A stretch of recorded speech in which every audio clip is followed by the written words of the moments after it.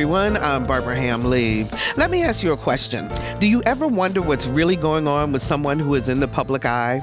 I mean, you know what they've done to bring them the spotlight, but what about their true feelings? What's important to them? How do they navigate being Black in America? What would they do about the heavy issues, gun violence, gangs, drugs, poverty? What makes them laugh, cry, spurs them to action? Well, we wonder, and we have decided that every now and then we will bring you another view up close, an intimate conversation with a person making a difference. Our first one, Mr. Gary McCollum. Stay with us. Another View is next.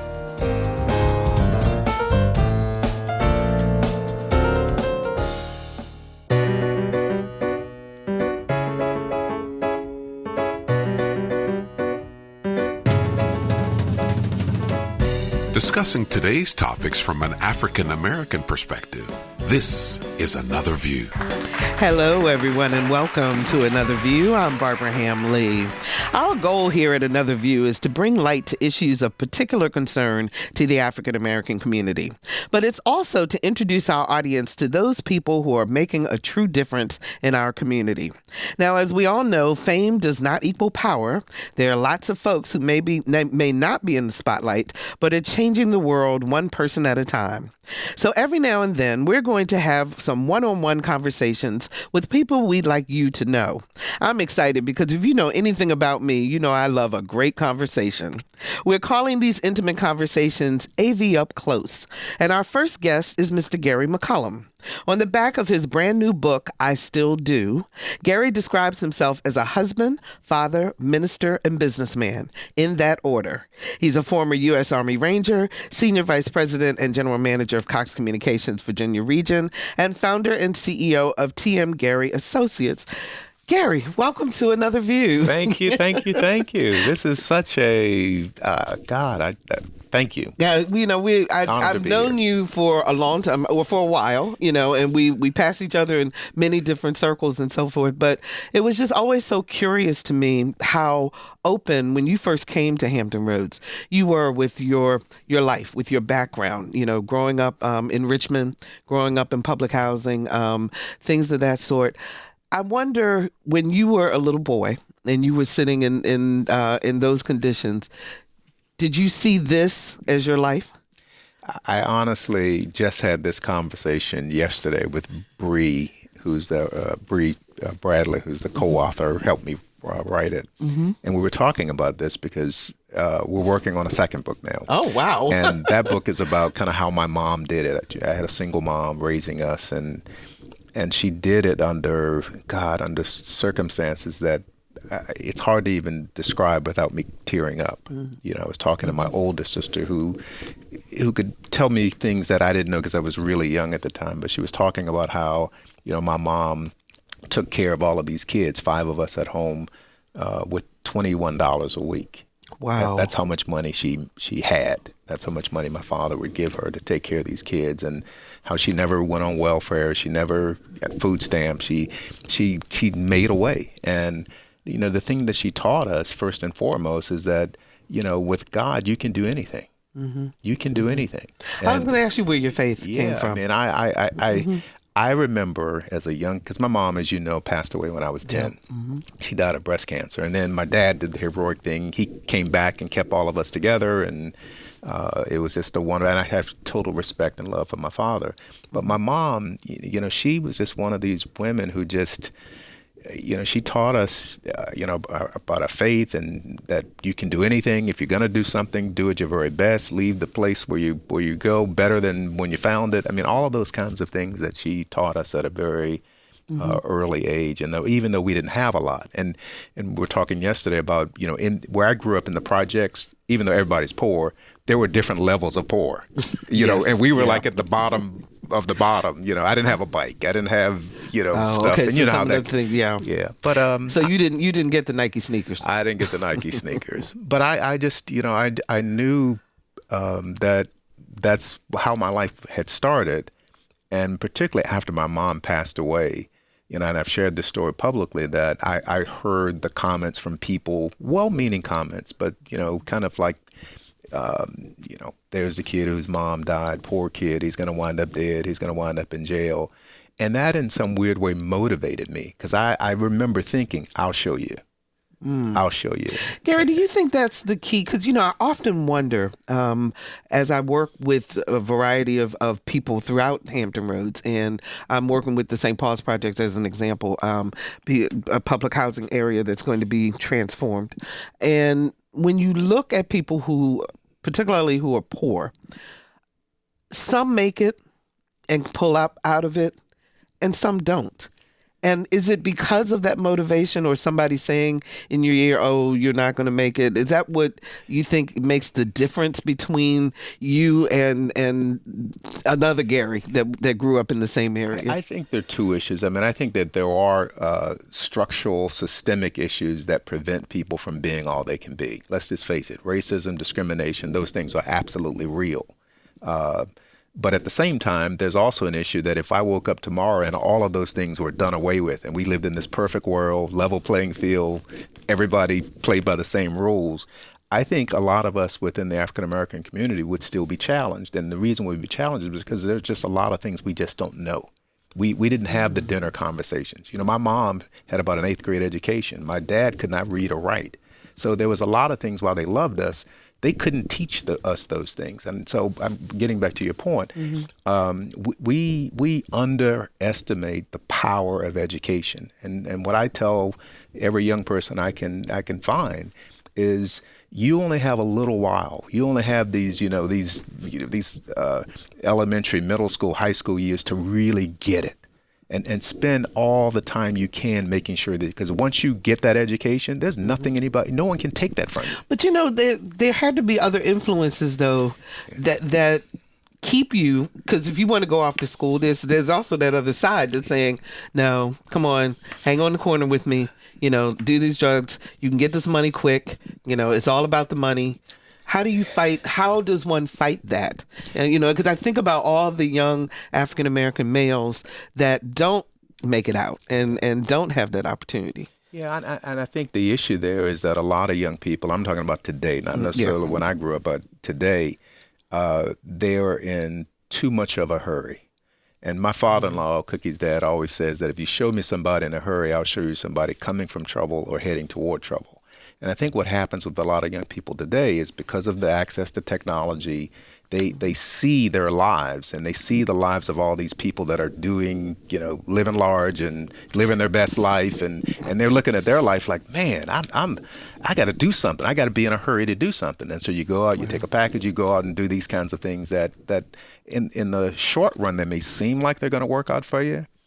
But in the long run, they don't. And so what I remind a lot of young people when I go around, I go in the room and I said, how many of you guys want to be millionaires? And all the hands go up. And I said, well, actually, it's easier than you think. And they're like, really? I'm like, yeah. When you're 18, save $100 a month. Just save $100. Commit. When you are 18, start saving $100. That's $1,200 a year. And just keep doing it. If you only did it for 10 years and that money was invested at 12%, when you're 65, you got $1.5 million in the bank. So right, it's actually, and then they look at me and say, well, 65 is so old, and I'm looking, and I just say, well, I'm 59. Do I look old? Really? Come on. And I say, yeah, you do look old. but the point is that, we think that people are overnight success, that's how, nothing is overnight. If you're going to build a skyscraper, guess what you got to do first? You got to build a foundation. And that education is the foundation, and that's what happened to me. First person to graduate from high school, first person to graduate from college. I mean, that's the foundation. So what made you different than your siblings? Early education. I had access to it, and my older brothers and sisters did not. Were you the baby? No, I was the baby boy. There were two older boys and an older sister. Who all have done well. I mean, my older brother passed away a few years ago of prostate cancer, which I have to say, men, make sure you're getting your PSA checked. It's serious, especially within the African American community. But they didn't have access to early ed, and so I'm a big proponent of it. I sit on the E3 board, as you probably know, Elevate Early Education Board, because it makes a difference. I had access to it at an early age. My sisters, twin sisters who are younger than me, had access. So here you got 6 kids, all same dad, same mom. So this is not a genetic issue. But the older 3 didn't graduate from high school. They've done well, but they didn't graduate from high school. I had access to early ed. I graduated from high school. I go to JMU, military career, business career. Did your other siblings go in the military also? All the boys did. All the boys did. All the boys did. My older brother, he was kind of the example. Lee McCollum. He was the, he was my hero because he'd come home and he'd have his uniform on, and so I think it was seeing, because my dad obviously never served. Even though I found out something recently through the the DNA, testing and so all forth, of that, Ancestry.com. I found out that my dad actually signed a draft card back in the 40s. And I looked at this card, and I knew my dad couldn't read or write. He could write his name, and the handwriting on this draft card, this application to sign up for the draft, was actually filled out by my mother. So it was just really emotional for me to see that my dad was willing to serve. He'd never served, but he was willing. He signed up for the draft. He was just never drafted. So you have a 6-year-old. She's 7. 7, pardon me. Please. Pardon me, absolutely. Ruthie, you're 7. You're not Ruthie 6. Is 7 years old now. She told me being 7 is hard. 7 is hard. Yeah, she said that being 7 is hard. You decided to homeschool. Yes. And I'm curious, first of all, I understand that there's a whole community of African-American homeschoolers that I was not unaware of. They are, and it's weird because when people come to Cookie and I, and they find out that we homeschool, they immediately turn to Cookie and say, well, how is it to homeschool? And she says, you have to talk to him because he's the teacher. I'm the lunch lady, the nurse, the bus driver. That's what she does, which provides value. But we decided to do it for a couple of reasons. One, we travel. We spent the first 2 weeks of this year in South Africa. And so we wanted her to be growing up and developing and learning, really seeing herself as a citizen of the world, not just a citizen of this country. Because I think that's one of the issues that a lot of our kids have, particularly within our communities, is all we see is our block, all we see is our neighbor. That's all we see. And we don't know that there's a huge world out here. If you ask the average African American, who's the richest black person in the world?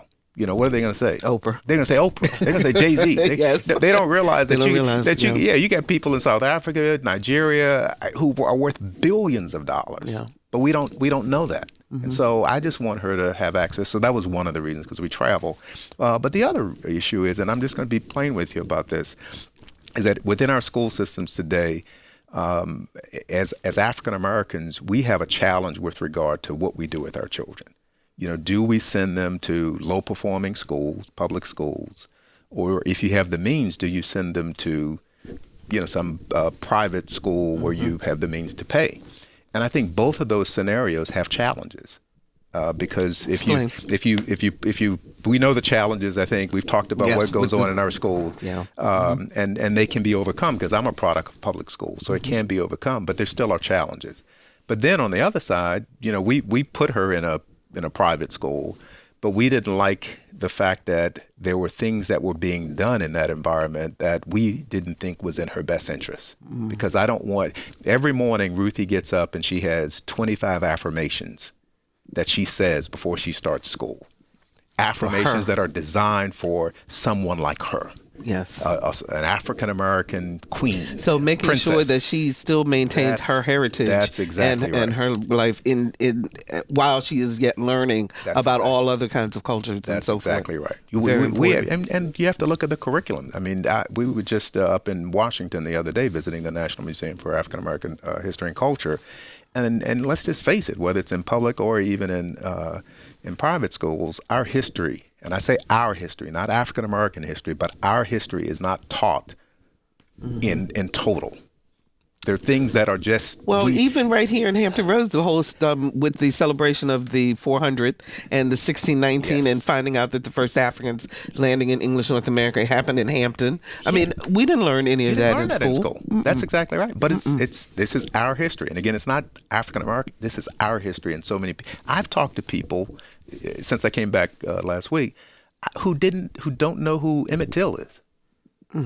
I mean, how could you in this country not know who Emmett Till is? I was actually at a elementary school not too long ago, and a young child did not know who Martin Luther King was, and it just stunned me.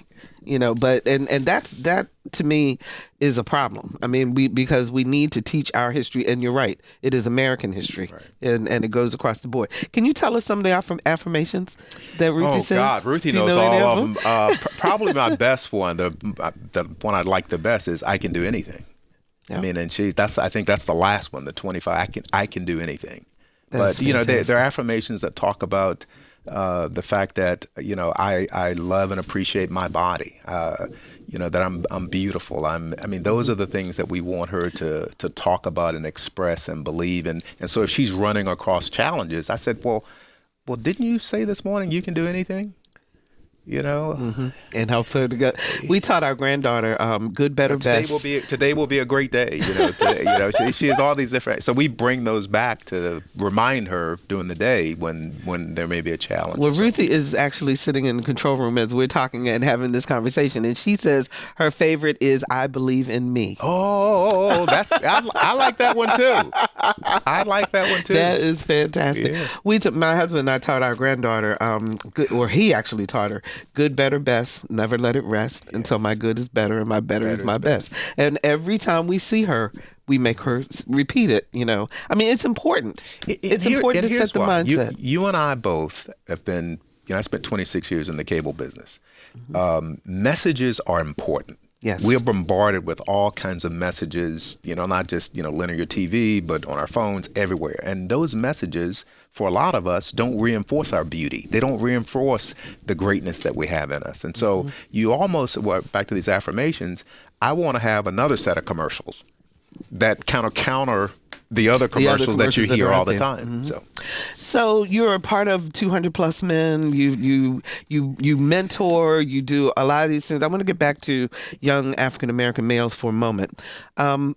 We had Chief Boone on the show not long ago, and he said that the killing of young African American males is a public health issue. Yes. Your thoughts on that? It absolutely is. And if this were happening in other communities, there would be an uproar. But because it's kind happening, of like the opioid crisis now that's a big issue. It's I'm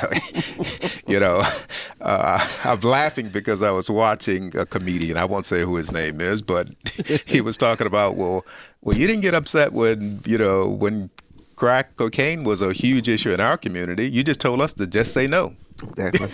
That's all you say. Or you put into place the laws of Exactly.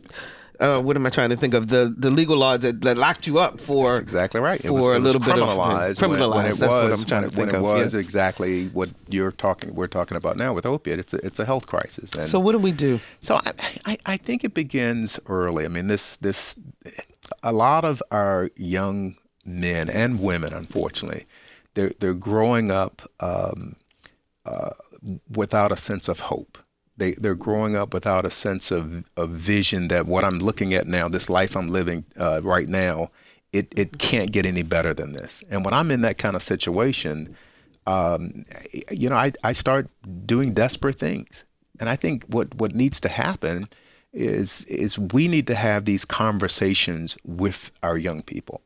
When we lived in Connecticut, instead of moving out into the suburbs and buying some house, we bought a house in the hood. It's a house that Cookie actually grew up in. And we lived in I think we cover that in the book, actually. We talk about, living in that house. And one of the beautiful things about that house is that, I had, on the corner, there were drug dealers on the corner. But I went out there just about any time I could to have a conversation with them. I didn't call the police. I just went out there and just started talking to them about, what are you going to do when you're 50?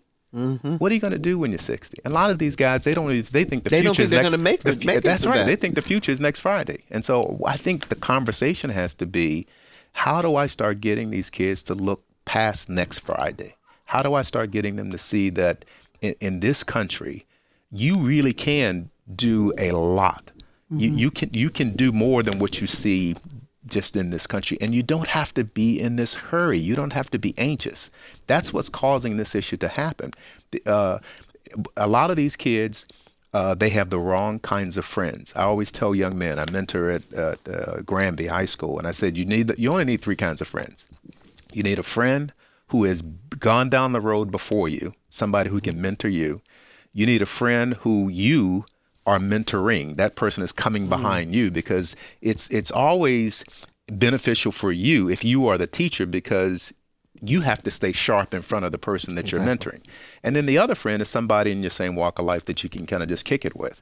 The problem with these young guys that we see in our community today, a lot of them, too many of them, is they only have one kind of friend.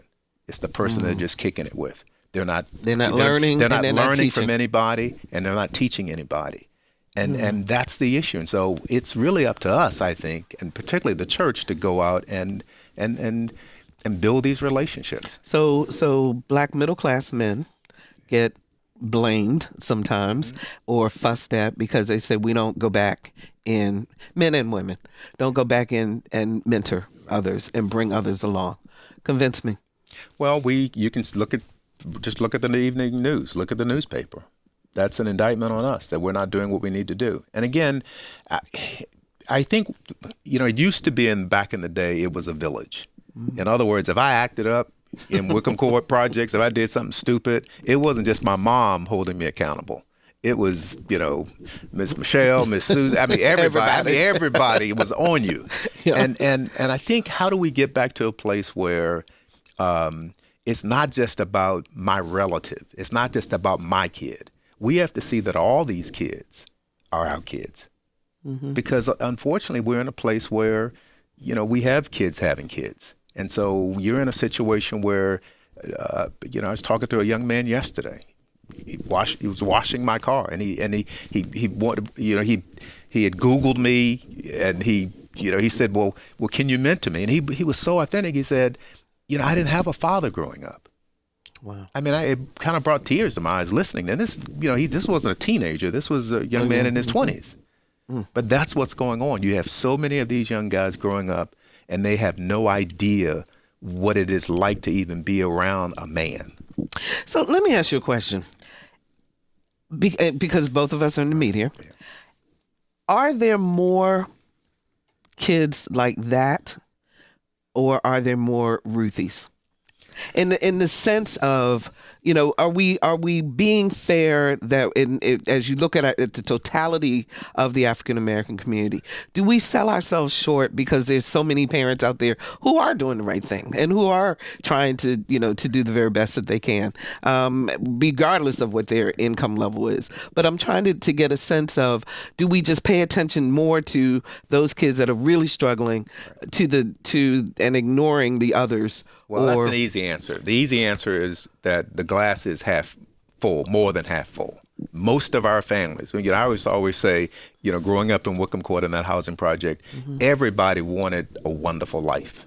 They did. Everybody was trying to do their best against all odds. And that's the same thing that's going on in our communities. But you and I both, being in the media, drama sells. Bad news, that's the story of how it happens. And so you're always going to double click and find more reporting, more news, more and more perception of other other communities. Right. But when I show up at a 200 plus men graduation event where we're celebrating African American males graduating with a 3-point average, and there are hundreds of them there, there's not a whole lot of media coverage on that. And why is that, Gary? I'm just saying. But it's true. It's good news. That is very, very true. Every year. That happens. I mean, that's it's celebrated. And so there are a lot of phenomenal stories out there that are happening. At the same time, back to the policy side of things, it's much more difficult, I believe, for a kid who grew up like me, growing up today like that, to do what I did. You, is it the same? So if you were in that same situation today, would you still be vice president of Cox, and would you still have run for office, and would you still have your own business and all of that? I don't know if I would go as far as to say it would have been impossible, but there's so many more roadblocks, and here's what I mean. So much of what I would just call this childish stuff is being criminalized today. Stuff that, somebody just pull you aside and say, boy, just stop that. Got you. It's being criminalized today. And so they're being arrested. And already these kids are coming out. Put into the system. They can't get a security clearance. They can't get, it's from the very beginnings of their life. There's a whole side, whole career. They can't go down that path because what has happened, which again, it's just being immature, just being a child. And a lot of that stuff, when we did that way back when, because we all did it, it wasn't criminalized like it is today. And I hadn't thought about that, but when I used to work for the Prince George's County Police Department, that was one of the challenges, was finding people whose background was clean enough that they could even apply for the academy. I mean, because when you make a mistake as a young person, you don't think it's going to follow you throughout the rest of your life, but it does. Yeah. It really does. So that's the challenge these kids have today. If you're just joining us, we're having an up-close conversation with Gary McCollum. He is the author of a book called I Still Do. And let's talk about your book.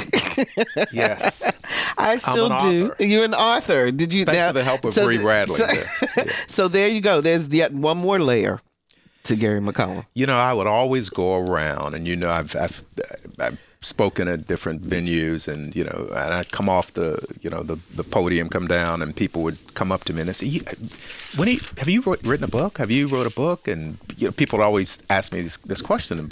They see Cookie and I, and they think we have this great, perfectly perfected marriage, which we don't. I think I said in the book, I love everything about Cookie. I love her mistakes. I love everything about her. I noticed how you wrote that in there. You love her mistakes. I love everything about her. And so what I wanted to get across to people, like you see this marriage and you think it's all great, but let me tell you the whole story. The Word of God says that we overcome by the blood of the Lamb and the word of our testimony. And so I wanted to make sure people knew that, look, I did this wrong the first time. I got married when I was 20. And let me tell you why it was wrong. Mm-hmm. Let me tell you how I got it really wrong. But also now let me tell you how, by the grace of God, I got it right. And we've been doing this for 26 years now. And so what we wanted to do with the book really was to help two groups of people. People who are thinking about getting married, mm-hmm. and what you really should be thinking about. I mean, premarital counseling, yes, you got to really do it. It's not just like buying the cake or picking out the colors of the dress, and you got to get past the wedding, because the wedding is one day. That's it. That's why the book is entitled 7 Keys to Getting Married and Staying Married. So you can get anything, but can you keep it? Yeah. That's what we tried to do. And so that audience of people thinking about getting married, but also people who are married who are struggling. I mean, marriage is not this, cake and ice cream. Every day is wonderful. Yeah. Hey, honey, it's great. It's not. It's complicated, messy, challenges, twists, turns. I mean, it's all of that and more. Mm-hmm. And what we're trying to say is, don't let that scare you off. This is an institution created by God. 2 imperfect people coming together, making a commitment, not to each other, but to a perfect God. He didn't quit on you, so don't you quit on him. Now, you do write this from a spiritual perspective. Yes. So my question to you is, are you alienating a certain group of people, or are you bringing more people to God? I think that's their choice. That's, Mm-hmm. I particularly said that, when I talked to my publisher, and I got to give a shout out to Monique Anderson at Spirit-Filled Creation. She's mm-hmm. phenomenal. I said I wanted the book, and you see it at the beginning of every chapter. It's not my words; it's God's word. Mm-hmm. But at the same time, I didn't want it to come across as being preachy, if that's a word. And I read it cover to cover, and it does not come across as preachy. I will tell you. Yeah. I will tell you that. So, but I do want you to expound on lessons.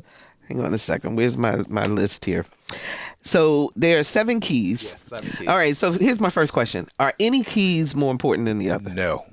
7 is a number of perfection. And so they all go together. So they all equal in terms there. Okay. And we thought even about how you order everything, but they all go together. Mm-hmm. So key 3 is husbands, love your wives. Yes. And then key 4 is be a strong and submissive wife. Yes. Now, I know that there are a lot of people who have gotten married, who are thinking about getting married, who have real issues.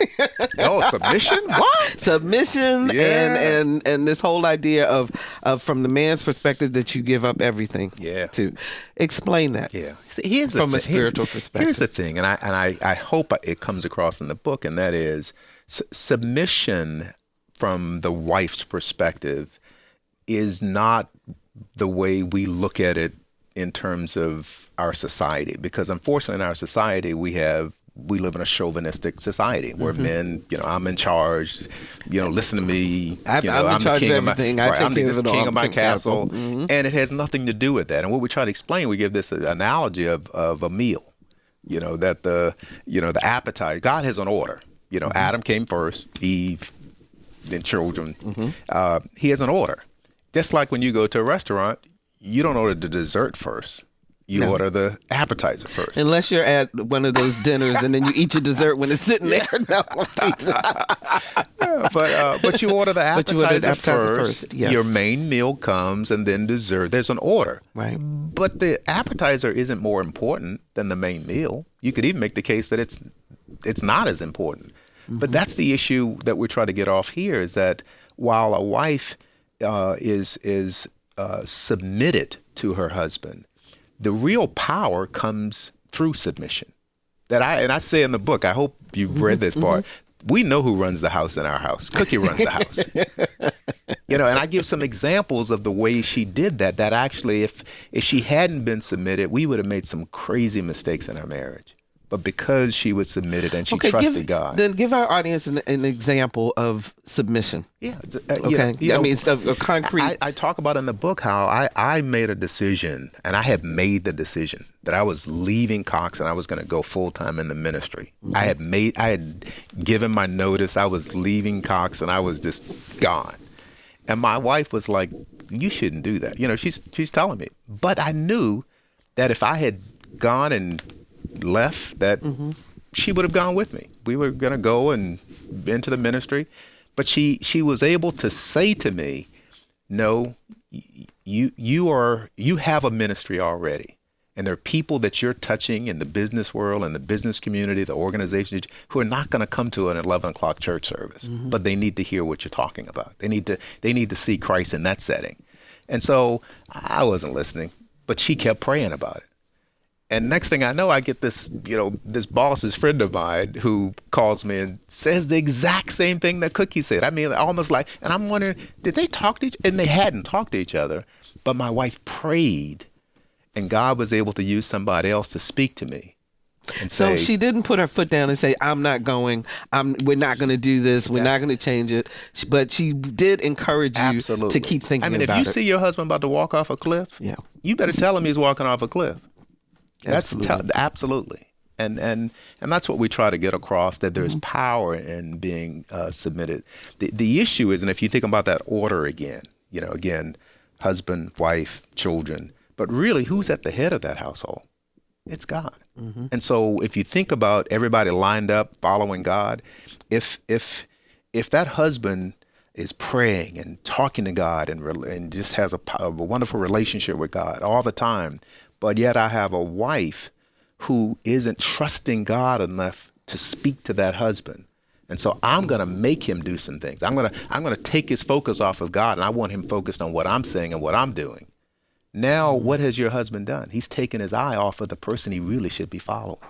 And that's what he's turned his back on God. And now he's really going to make potentially some crazy mistakes for you, that family, and everybody around him. So explain what it means as the husband.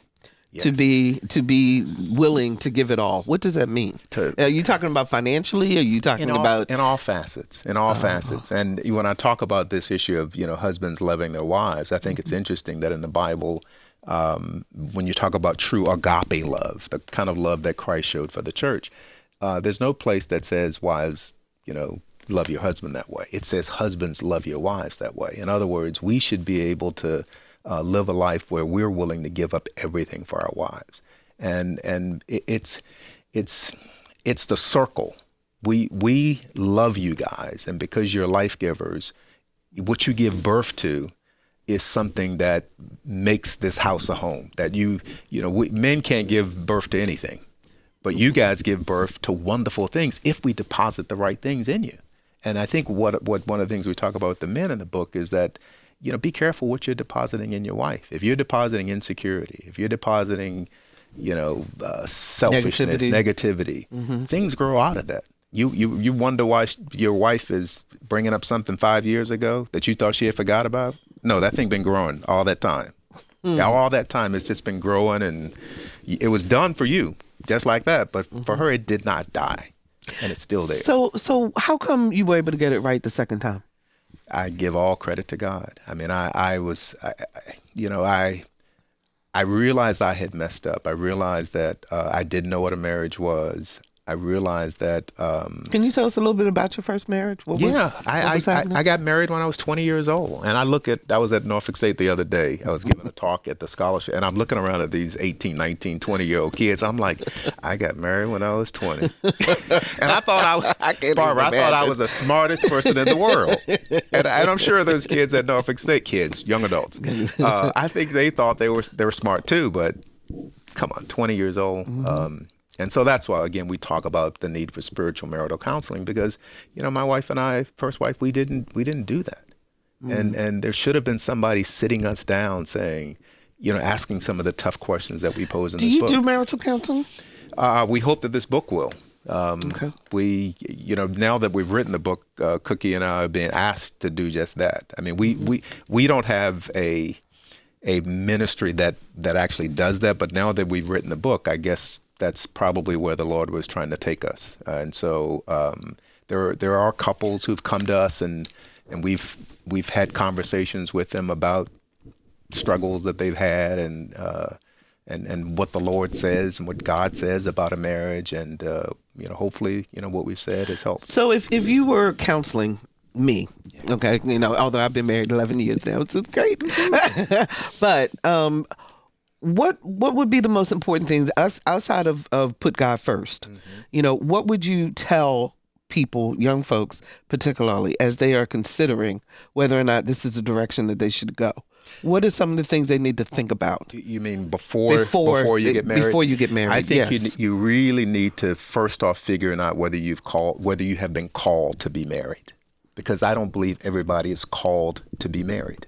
In other words, there are people out here who get married. And they get married because they get pressured to be married. Girl, you're not married yet. What you waiting on? Your clock is ticking. You hear that kind of stuff. Mm-hmm. And they're saying, I don't even want to get married. But everybody's like hammering them to, you need to get married. Boy, what are you waiting on? You got all these girls. You better get married. Why are you living with her? You better get married. And so society puts this pressure on you to conform to something that you may not have been called to do. So that's the first thing. Mm-hmm. The second thing is if you do have that calling, do it the way God intended it to be. In other words, the Bible says, he who finds a wife finds a good thing. In other words, young ladies, don't go out here trying to find in other words, God is not going to tell you that you should be married and then not have somebody out there to find you. Mm-hmm. He's not So we need to learn how to wait. Just be patient. In other words, I tell my first wife this, and I'm going to be preaching. She's a minister in Petersburg, and we're going to be going to preach at her church in October. But I said, if you had waited 5 or 6 years, you would have got a really good husband. But I wasn't ready. I wasn't called to be married at 20. So it's not just you may not ever be called, but you got to see if you were called at that time. And I, the message to young ladies, we give the analogy of the piece of fruit. You pick that piece of fruit too early. You going off trying to find your piece of fruit, you're going to pick it off the tree and it's not ripe yet. Guess what's going to happen? It's going to be sour, hard. I mean, it's going to be, it's not going to be, in other words, just wait. When it's ripe, guess what? It'll fall right off the tree.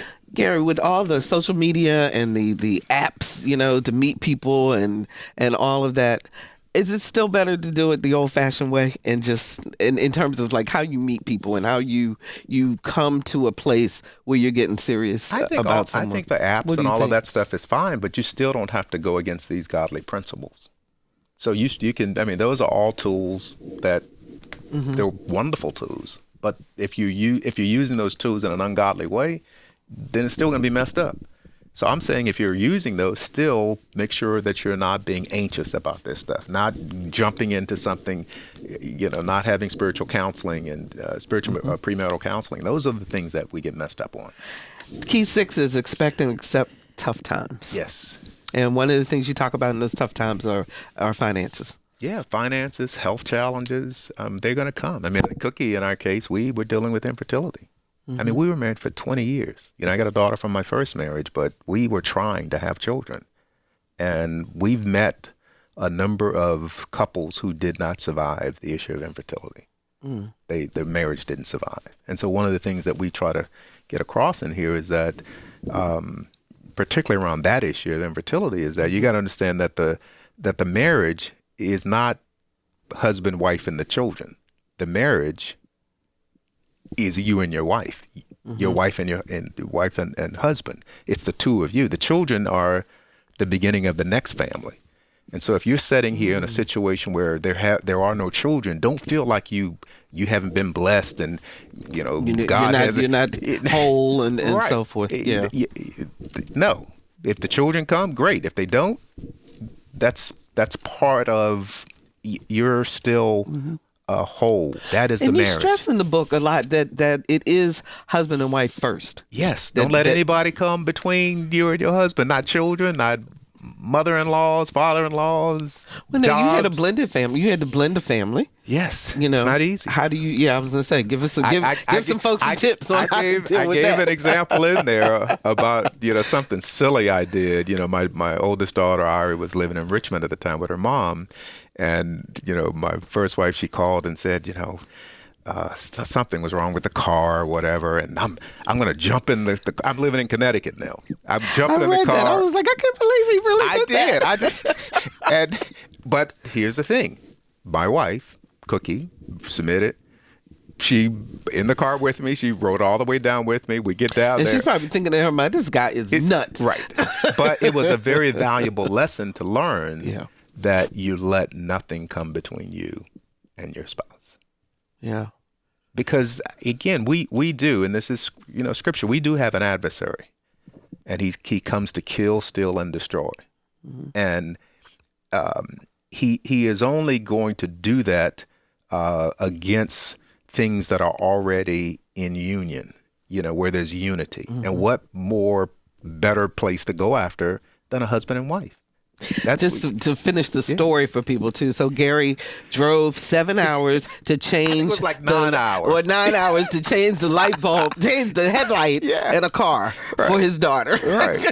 No. To finish the story, and I get there, and she has a friend, a guy who could have done it, who had the car. So it just didn't.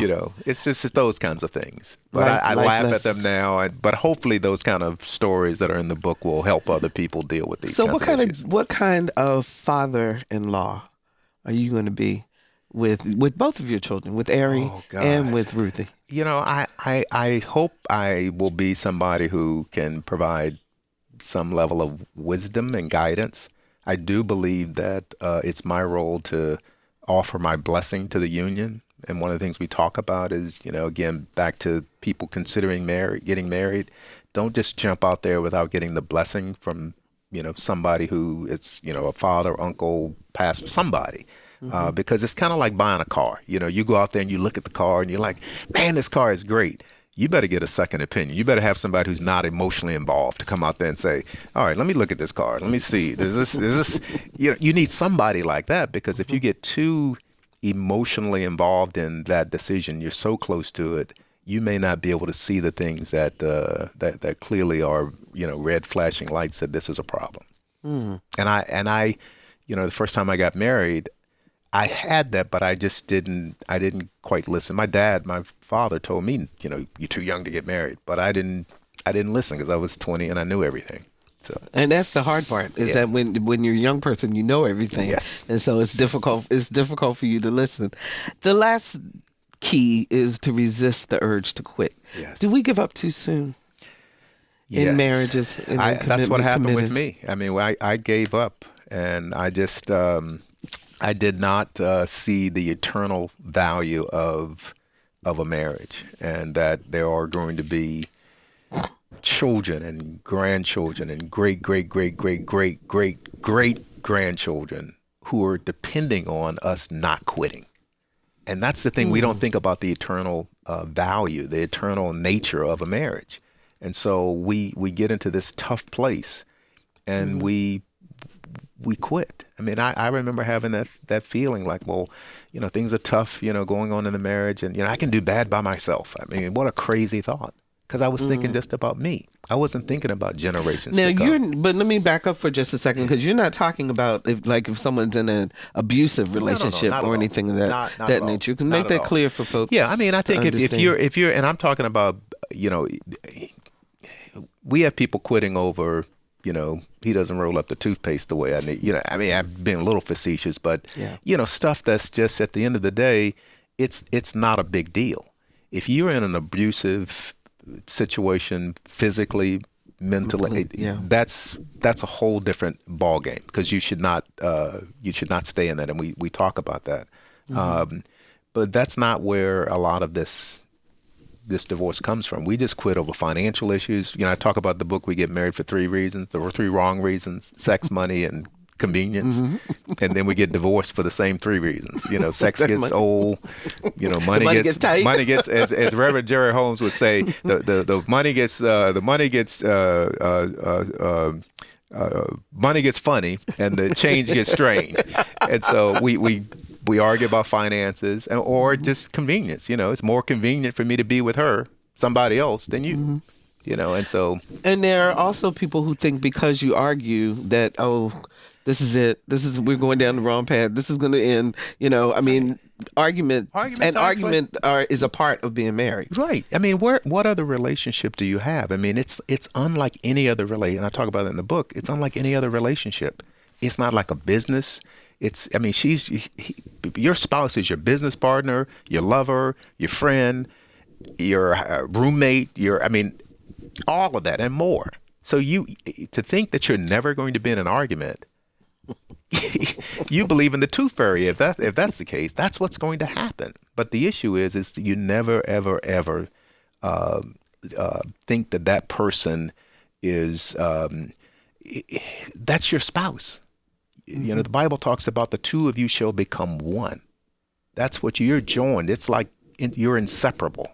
And again, it begins with, some of the men may get married when they read the book, but you show me a divorce situation, I'll show you a man who didn't know what he was doing. Because I do believe that it starts with us. If we love our wives, because the Bible is clear, it says that love never fails. And if we love our wives, then I think that you guys have no other choice but to respond. But we have to love our wives.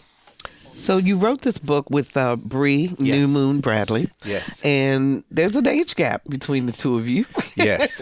Yeah. She's a younger woman. You're an older man compared to her. I'm wondering how the 2 of you worked together and how she absorbed. This is a great story. So Bree went to JMU. I went to JMU. And Bree was, I think it was a summer job that she would come down for the weekend. She grew up in Virginia Beach. And she was actually going like door to door in our neighborhood. And we met. This was a couple of years ago.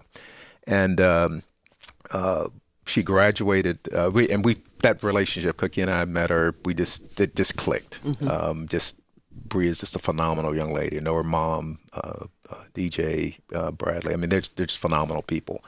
And so she graduates, and we decided we were going to give her a graduation present. And the graduation present was when Ruthie, Cookie, and I went to South Africa, we said, come on, you're going to go with us. That's your graduation present. So she went with us to South Africa. So we're there. Can you adopt me, please?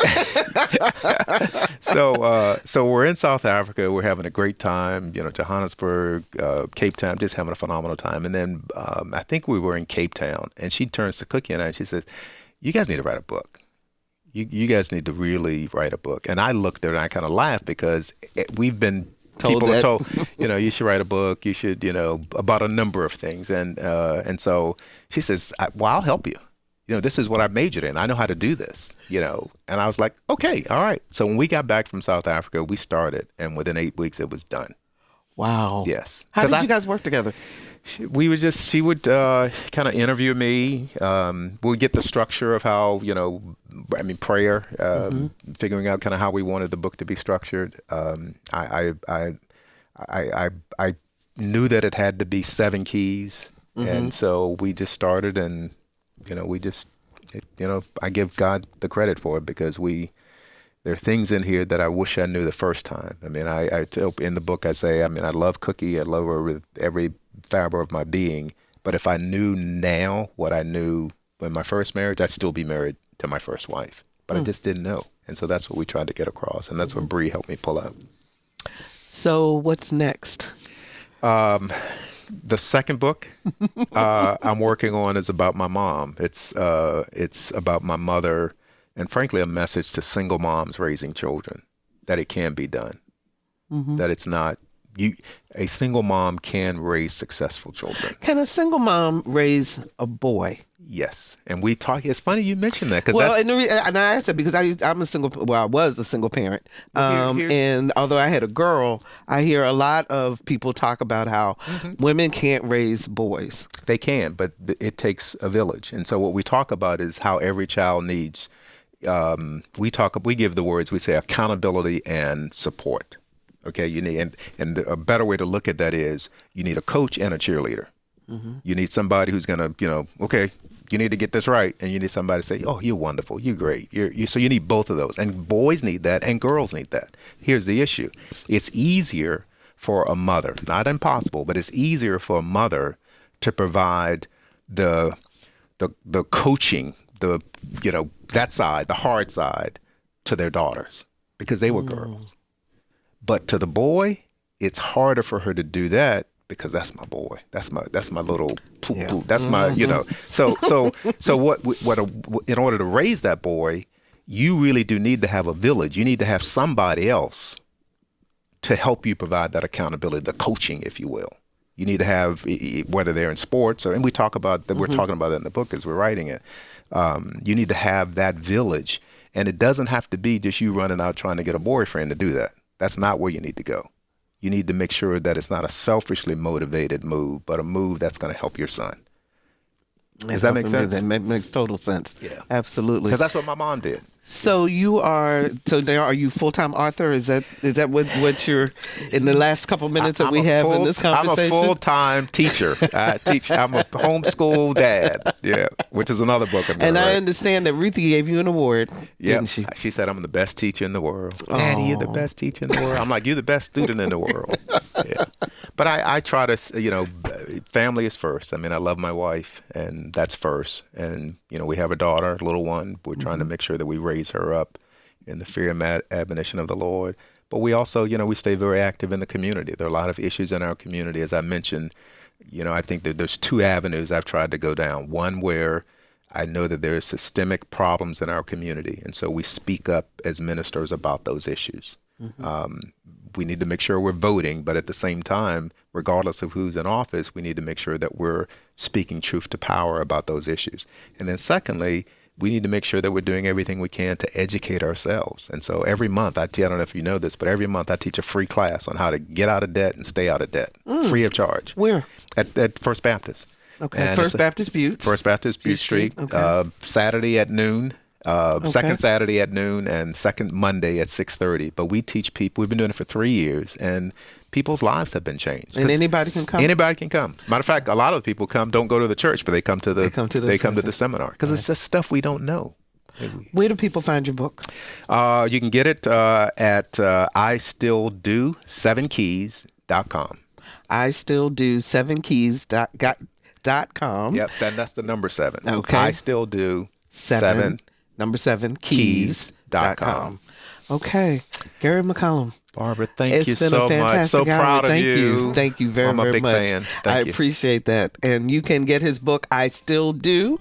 And we thank you so much for joining us today on Another View. Our theme music was composed and performed by Jay Sennett. Lisa Godley is our show producer, and Todd Washburn is our audio engineer. I'm Barbara Ham Lee. Thank you so very much for listening to Another View.